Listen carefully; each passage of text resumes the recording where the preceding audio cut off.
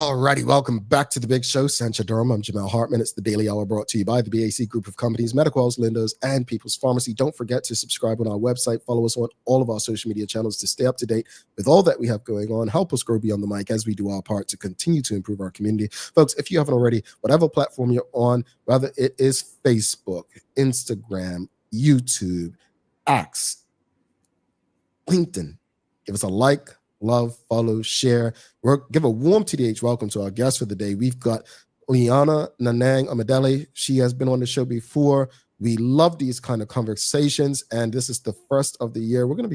This is one of those educational conversations, folks. We're talking about history, Black history in particular. Let's give her a warm TDH welcome. All right, calm down. She does not know you like that. Calm down. Our audience is going crazy. How are you? I'm good. I'm glad to be here. We're happy to have you, and thank you for your patience. That conversation went a bit long this morning, but I got to ask you, before we jump in, what's your favorite Bob Marley song? Oh, Redemption Song. Okay, all right. Cliche, I know, but well, see, I think if it were anything else, we could accept that as well. But Redemption Song that's a go-to.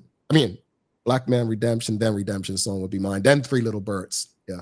Well, he quotes Marcus Garvey, and I'm all about Black history and redemption. So. There you go. Well, Liana, thank you so much for doing this. And again, apologies for just checking in. But for the audience, those who may not know you, just tell the audience a bit about your background and what it is that you do. Yeah, sure. My name is Liana Nanang Omedele, alongside my husband, Jamel Omedele. We run Unchained on the Rock, which is a platform for Black liberation in Bermuda and beyond. We do talks, we do workshops, we do special events. We do educational curriculum consulting. We do corporate consulting. We do a whole bunch. And really, it's based on the stories of our people in and around the Atlantic Basin. Yeah. But what is your background? And like, were you an educator? Like, how did you guys decide that, what is we're going to come up with this idea to help people or wake people up? Like, where did that come from for you? So, my dad is Julian Hall, so I was very much raised with an understanding of Black Bermudian history. My husband is an educator and a self-scholar of Black Bermudian history.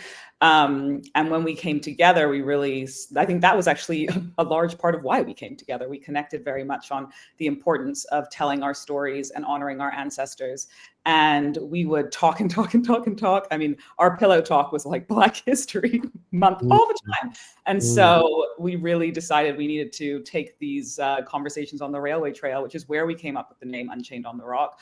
Obviously, we know the seminal text, Chained on the Rock, which is incredible, by Cyril Packwood Atteridge, or Cyril Atteridge Packwood. And we named it in homage to him. And really, it's an homage to all the folk who have set the stage before us for telling Black stories, Nellie Musson, and of course, all the heroes that we consider national heroes. Not necessarily the national heroes that are listed, but Sally Bassett for one.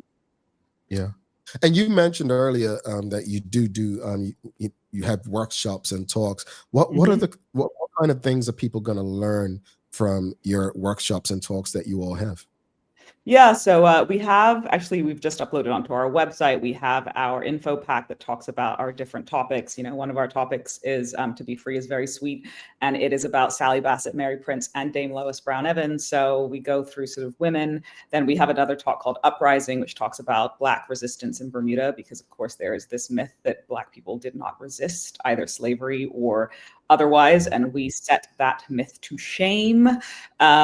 We have a talk on Paulu Camaracafego. My husband wrote They Called Him Roos, so he's very knowledgeable on him. I also knew Paulu growing up, and I think that's the wonderful thing about Black Bermudian history, especially Black history from the 20th century, which saw so much change. My great uncle is Joe Porkchop Mills. So even having those legacy stories come down, in Uprising, I also tell the story of my father being the junior to Dame Lois Brown Evans during the Tackleton and Burroughs case and the appeal. And of course, those were the last executions on British soil.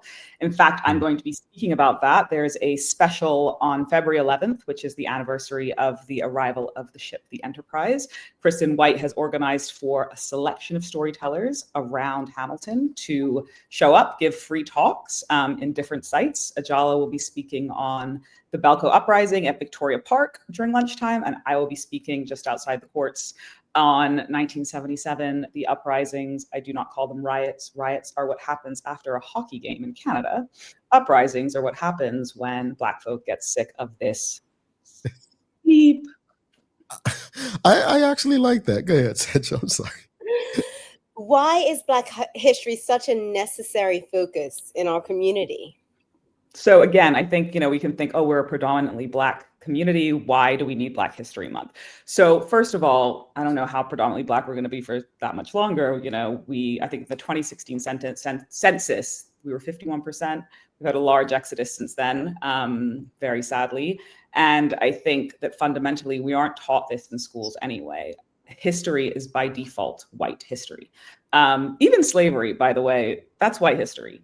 Resistance is Black history. And so I think that although Black History Month started as Black History Week or Negro History Week in the United States, I think in the 60s, but the idea was that it would then extend to learning all year long. And that's what we're committed to, is like learning and teaching all year long. And I remain teachable. I love to teach and share. I love to learn more. I love when things are collaborative. We do a lot of Q&A. In our workshops and our presentations, we always involve the audience. It's really important not to just natter on at them. We also make it very, it can be very entertaining. Last year we did a free talk. It was donation-based fundraiser for Bermuda Society of Arts. And we did Black art in Bermuda. We pulled in musical art, visual art, video art, and we went from pre-colonial Africa all the way to the present day, Gombe's, the Talbot brothers. So we really make them as interesting as possible. We're not, for the first half of the year, doing any public events because we're focused on launching a podcast, because it's really important to us that we make our work as accessible as possible for Bermudians overseas, for people who have who are older, who have mobility issues. So that's our focus for the first half of the year. And then we'll start doing some special events, live podcast recordings, not a live show, because my compliment to you guys is I don't know how you do this 5 days a week, but well done. You see the bags under my eyes. That's why I'm sick so much. That's the answer, Sancha, because every day. Yeah. I wanted to mention one thing. You had the conversation with Maya about the prison books. And I think that's just such an important note. And I want to tell us a quick story. I met some guys from the Right Living House. For people who don't know, the Right Living House is for the last 3 years of your sentence at Westgate, especially if you have any drug or alcohol issues, you can go to Right Living House. And Right Living House sort of prepares you for your next step back into society and helps rehabilitate you from drugs and alcohol. And as I was talking to two of the men who were in Right Living House, we were talking about how the crimes they committed, they were under the influence when they did them, and the shame that they felt about it. And I asked them if they had ever read the autobiography of Malcolm X. And they said, maybe I had. One said, I think I had years ago. And I said, listen to me.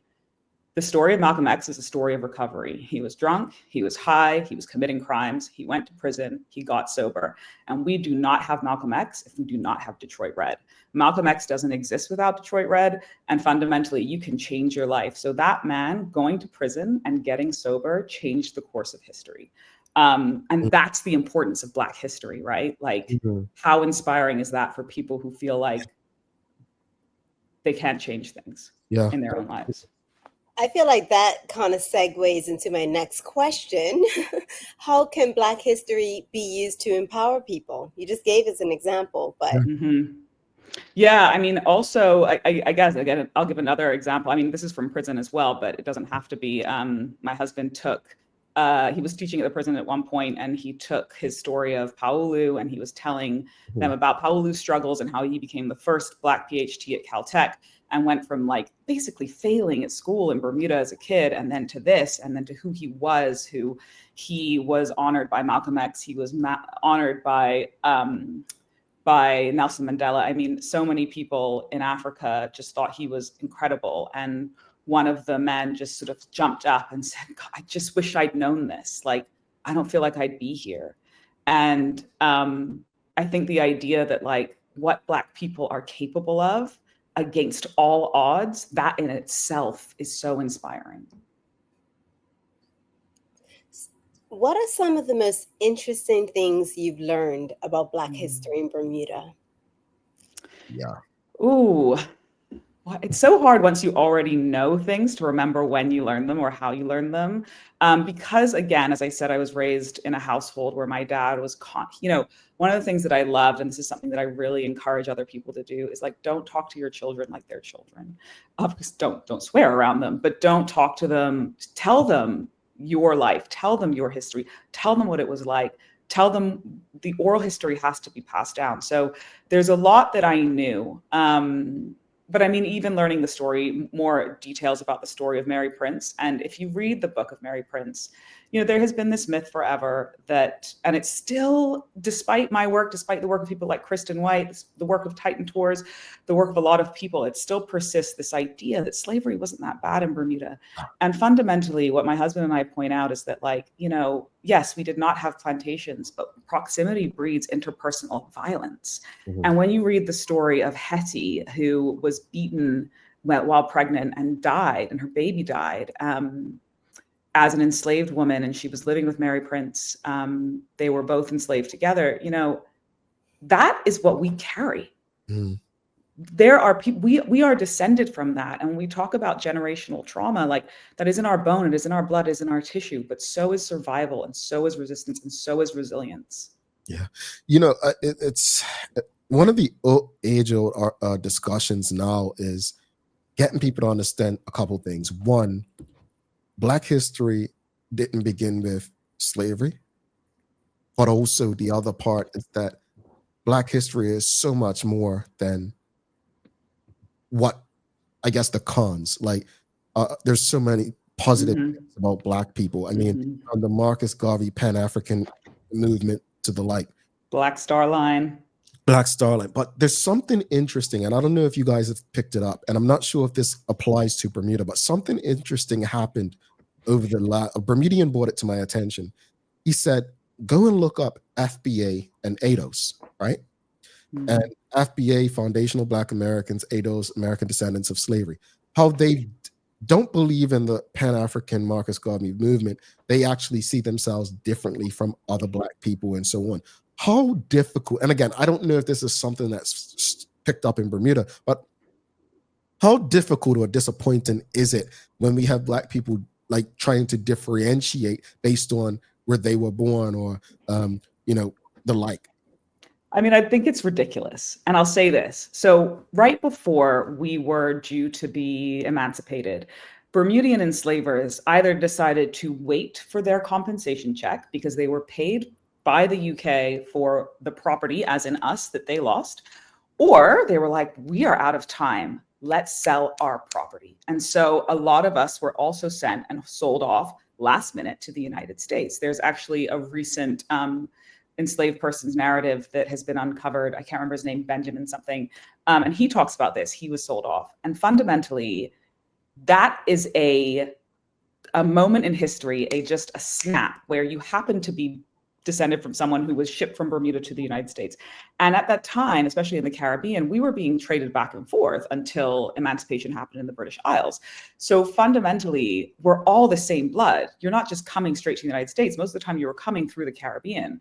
So the idea that, like, within 1 year, the difference between me and a family member that's maybe my sixth cousin who lives in the US, that they were born there, but I'm here, it's irrelevant. We all suffered through the same thing.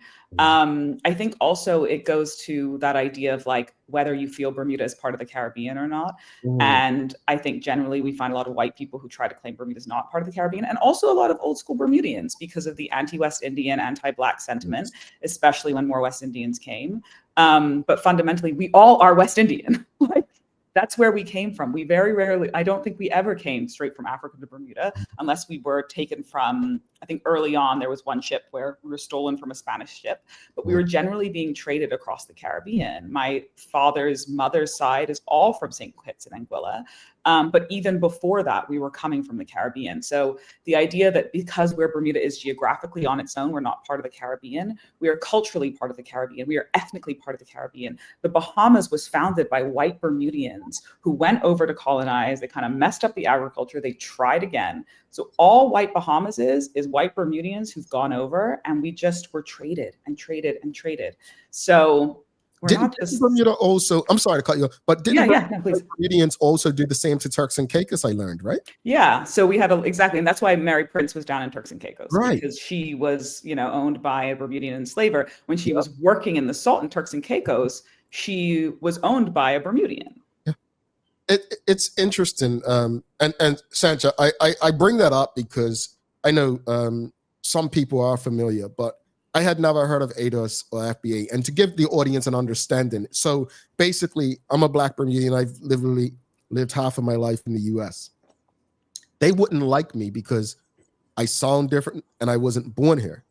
No, I can say, well, hey, I've got Native American, ancestry, but they legit feel like, and I think it started with Barack Obama as president. They didn't see him as Black because he was raised by a white woman and his father was Black Kenyan, I believe, right? So they didn't accept him as a Black president. The same with Kamala Harris. Her father's Jamaican, he's not Black, right? From what I was taught, when I was young, is we're Black. I mean, it wasn't a divisive thing. It was just like, at the end of the day, the way I break it down to people is if I were pulled over by the police, they're not asking me if I'm Bermudian or not. They're not asking me if they're really not a Black man. That's what they see. They see a Black person. So I think that's the challenge that I have with FBA and the like. And I hope that it doesn't come to Bermuda. And truthfully, it has already been based on the example you gave, because I'm going to say it, derogatory term, but Black Bermudians were taught to refer to West Indians that would come as jump ups. And we were taught to believe that we're different from them. So we've been that way, as you stated, right? Yeah, my husband is half Asian, half Bermudian. He was born in Barbados, moved here when he was 6 or 7. And, he was dating a girl when he was a teenager, and she said to him, "Oh, I didn't realize you were a jump up." And, the way he was treated. Interestingly, the other thing that I find is, like, since we changed our names, I think I mentioned that before. It's so interesting to see people who treated my husband one way when he was known as Junior Burchell, Colin Burchell, because he had the Bermudian last name Burchell, and now his last name is Omedele. And the idea that, this like Nigerian is here, that anti-Blackness, that anti-Africanness that we feel and we find, is just, it's remarkable. Again, from when my last name was Hall and now is Nanang Omedele, I am a foreigner. And I think also with the ADOS question is that they seek reparations, but they seek reparations only for themselves. And fundamentally, you can't, but reparations is not just financial, right? Correct. Reparations is not just financial. And how do you decide, and how does that work? So, I mean, I think they're ridiculous. And I'm honestly, I didn't even have that to ask you, but I just, as I speak to yourself and I speak to the Godwins, Rashida, and I speak, and I'm just like, how they say America gets a cold, sneezes, we catch a cold. I feel like movements like that, I hope they don't make their way to Bermuda. But as far as reparations, I'm glad you mentioned that, because again, you didn't just end up in the US. There was passages. Like, if you knew the passages through what's the book I read? The last boat to go to the US. Barracoon. Yes, that's the. If you haven't read that, folks, read it. But even in that book, he explains how he was treated differently. How people who were born into slavery in the US, right? It's not helpful for us, because again, that's the example I gave. I got pulled over by the cops. All they see is a Black person. But also beyond that, that trauma we carry is all the same. Yeah. That generational trauma is all the same. Do you know that Black women of Afro-Caribbean descent have the highest rate of endometriosis in the world? Do you know that, for example, if you're from Caribbean descent, or you are descended from that area, we cannot process sugar in the same way. We cannot process salt in the same way as continental Africans or white Europeans. So every medicine that they have for diabetes, for hypertension, this is why the work that Karika Weldon is doing is so important, because fundamentally what happened is, over hundreds of years of enslavement, where we were eating salted food and eating terribly, our body composition changed. It had to change. And so that's why we have all these health issues. We can't eat in the same way. It affects us. So that trauma that we carry and share is the same. I think I don't remember her name. She came on the show before and she referred to it as the slave diet. Mm. That's what she referred to it as. Like a lot of things carried on. It was because we ate scraps. Like even as Yep. Rashida has said on the show, codfish and potatoes. Like understanding, where that came from, the historical. I love this conversation. I know you've got to run, but No, my husband's going to take her. It's fine. Just so I can keep going. But I just wanted to say quickly. Perfect. So no, since you said that, perfect. So I how do we overcome that? How do we overcome and as Rashida Godwin says in comments, it's a divide and conquer mentality that Blacks have brought into, unfortunately. How do we overcome that with what you guys are teaching through what you do? How do we overcome that? How do we ensure that, we're all on the same page? And I think that is the power of history, right? My husband calls it a map and a mirror. I think that fundamentally what I've found is whenever we speak and whenever we give these stories that people didn't know of and didn't understand, and understand the linking and what binds us, the ties that actually bind us, they are so touched and they comprehend like the history and what their ancestors went through and how we shared it. And, I always think we all have at least one, we have multiple, like the horrors of a slaving vessel.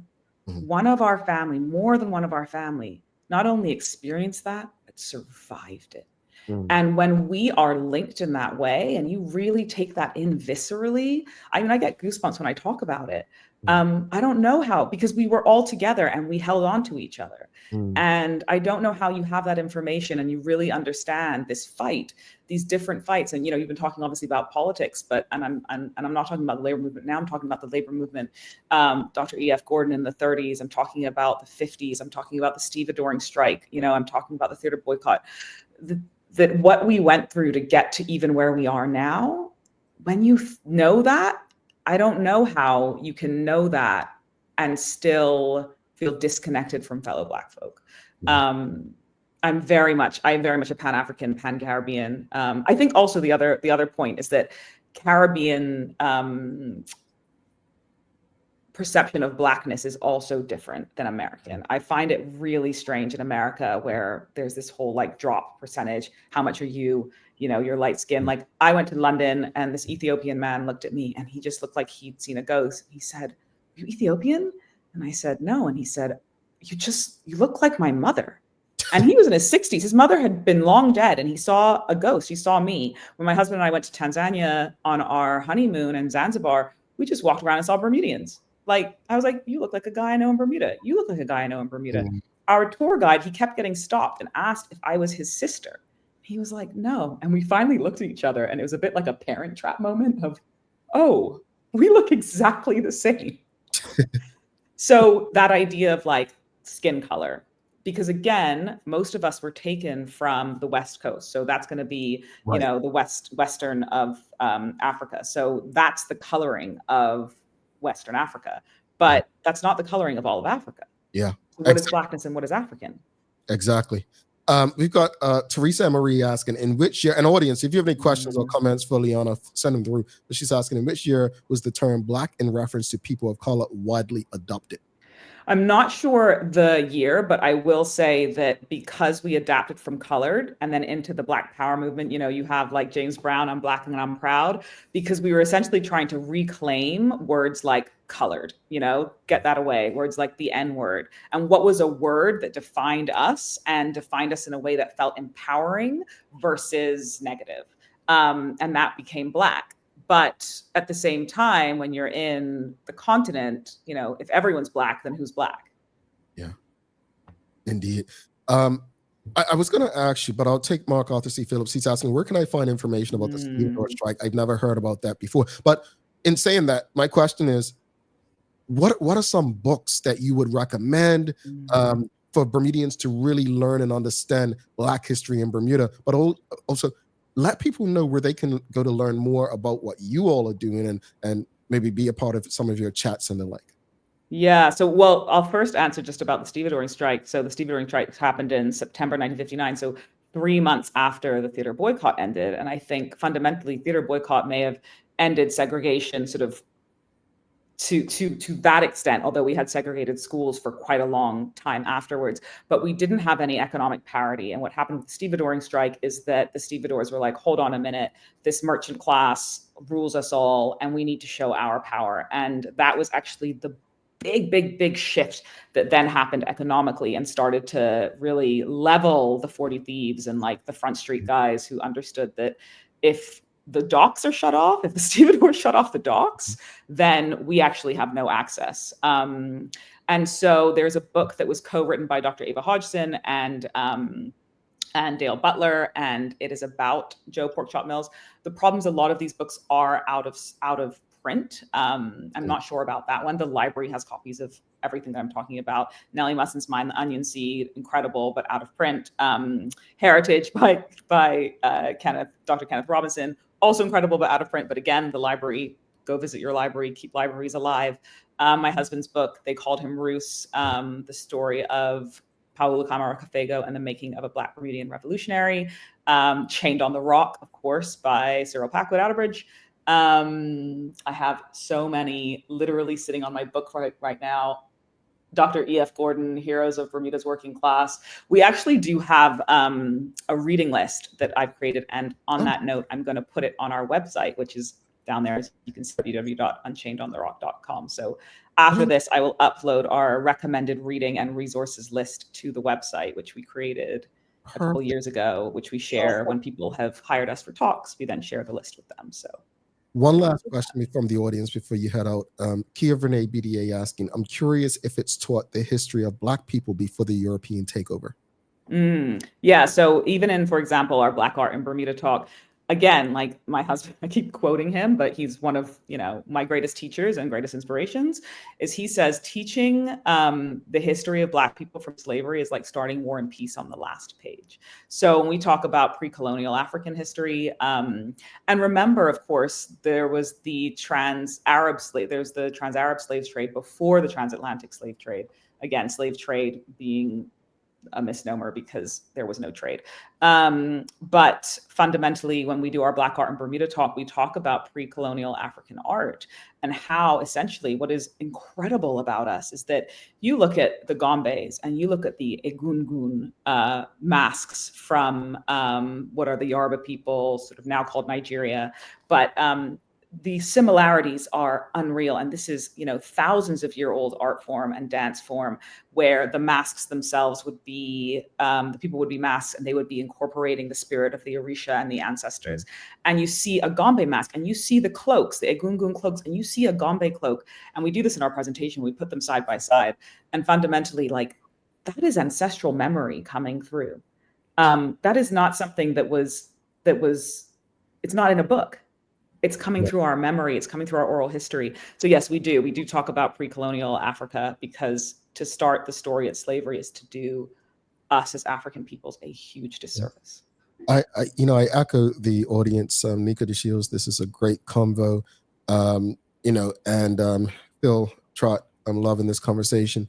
But I guess I want to go back to, Pan-Africanism and all of us being the same. And I want to ask the audience, as Renee Simmons says here, that's so true. My ancestors from St. Kitts, Guyana, Trinidad, and Barbados, and have a great-great-grandfather from Nigeria. I want to know from the audience who's tuned in right now, where does your ancestry lead? I know for me, it's St. Kitts, and then the Cherokee tribe in the U.S. But I'd love to know, because as far as I know, there's no native Bermudian. Black Bermudian. I think that's where we're challenged sometimes. But we have more in common than we do. And in the US, you see in that in particular, they will make you feel bad. If you actually watch FBA and ADOS, like they will make you, because they basically say they've been here fighting. Their ancestors went through stuff as if we didn't go through it. Like they don't understand the role that the Caribbean and Central and South American countries played in, like if you think of it, the Portuguese transported more people to the Americas than any other. And there you have Brazil, right? So I just don't understand. Maybe it's me. Brazil has the largest population of Black people outside of Africa, outside of any country in Africa. And why? Can you just tell the audience why, Liana? Yes, because as you just said, the Portuguese. I mean, it was wild. The level, the millions of people of our people who crossed the Atlantic, and of course, populated Brazil. But interestingly, Brazil has something insane, like in terms of their ethnic categories, it's like over 60, but fundamentally 50 of those are like versions of Black. But anti-Blackness means that people want to be named something other than Black. I don't know. We're ashamed of it. Well, we've got Phil says he can trace his Bermudian side to the Enterprise, and his mother is straight from Jamaica. We've got Manuela Johns at St. Kitts and Dominica. Rashida Godwin says if it's St. Kitts, then it goes back to Africa because we came from Africa via St. Kitts and to Bermuda. Absolutely, Rashida. Native American says Malik 24. We've got Michelle White, my heritage. I have no idea except that my grandmother was half Portuguese, but no idea of my Black lineage. Teresa and Marie says St. Kitts, Cape Verde. Yep, Cape Verde, Ireland, and England. And Karen Simmons says St. Kitts, Nevis, and Antigua. Okay. All right. Well, before you head out, Liana, how can people get, because you got something coming up on Tuesday, right? Yeah, so Tuesday, I think I said we will be, it's not us, it's Kristen White organizing it, but a bunch of other storytellers. So we'll be dotted around Hamilton over lunch hour. I think it's from 12 to 2:30 or 2:45. I know that I am on at the courts at 1:30 and 2, and Ajala is at Victoria Park at, I think, 1:45 and 2:15. And he's been telling the story of the Belko Uprising. I'm telling the story of 1977, the court case of Tacklin and Burroughs, the uprisings and the executions. I know Florence Webb Maxwell is going to be telling the story of the theater boycott by the When Voices Rise statue near City Hall. But I just also wanted to say that, like, and it is all because of the anniversary of the landing of the Enterprise. And the Enterprise, I mean, the fact that Phil is descended from the Enterprise gives me, I mean, I just had goosebumps all over my body. I think it's such an incredible story of the Enterprise. And if you don't know the story of the Enterprise was a ship, an American ship that was sailing from the Carolinas, and it got blown off course. And it landed in Bermuda. And I think one of the most beautiful things about the Enterprise story is that it combats the idea of the white savior. We were the Black saviors. So a Black dock worker ended up overhearing what was happening. And we were, by this point, Bermudians were free, had been free for 6 months. Mm-hmm. And he basically ran and he went to the friendly societies, and they all gathered and created a legal representation for the people on the ship. And they took it to the courts, and the ship owners said, we didn't intend to be here. We didn't mean to be here. This is our cargo. This is our property. These are not people. They are not free in the United States. And the courts disagreed. And those people were allowed to either stay here or they could choose to go back. And all but 6, a woman and her 5 children, decided to stay. And the fact that we have descendants here, that one of them is your host, is just, it's so incredible, because what certain horrors still existed there in the United States that we had just finished, right? It's not like that was very long for us. And also Bermuda and I think Antigua were the only 2 countries when emancipation happened to not then have the apprenticeship program. The others had like many years of apprenticeship, which eventually got dismantled. And essentially it was just still slavery by another name. But yeah, that just, I mean, it's an incredible, incredible story of the Enterprise. And there are other ships like that we talk about in the Caribbean as well. So. One final question from the audience. I promise this is it. We've got Karen Simmons saying, on Tuesday, can you go from one talk to another or choose the talks to hear? Yes, so you basically dot around town. I'm not sure where the information is going to be posted. I assume once we find it, I'll repost it on our social. So you can follow us on Instagram. You can follow us on Facebook. We will be stationary, each of the storytellers and other people, and you can just wander around. There'll be a schedule put out. I'll tell the same story twice. So 10 to 15 minute storytelling sessions dotted all around town. So you can get as many stories as you want, and whatever you're interested in, you can sort of like wander around. And I think it's twice, so that people, if they have a lunch break at this time, they can see it, or a lunch break at this time, they can still catch everything. Indeed, Liana, thank you so much. Stepping up late for the hubby, wishing the hubby good health. And honestly, what I will say to both of you is, please don't be a stranger to this show. These conversations are necessary. I know you all are very busy, but the door is wide open. As you stated, and we state all the time, I don't think Black History should be stuck on 1 month, especially the shortest one. So this, platform exists so that we can have important conversations. Do a monthly chat. Let's Get it set up. Let's do it. Let's do it. Yeah. So thank you. Thank you for having me, and thank you for highlighting this. No problem. Talk soon. Bye. All right, folks. Liana Nanang, if you appreciated that conversation, please give us a thumbs up, a love, a like. Make sure you share it with your friends, your family, your colleagues. We're going to take a final break. Be back in about 1 minute, 40 seconds to wrap it up. And you've got a daily play. You all better not get this wrong. It's not easy.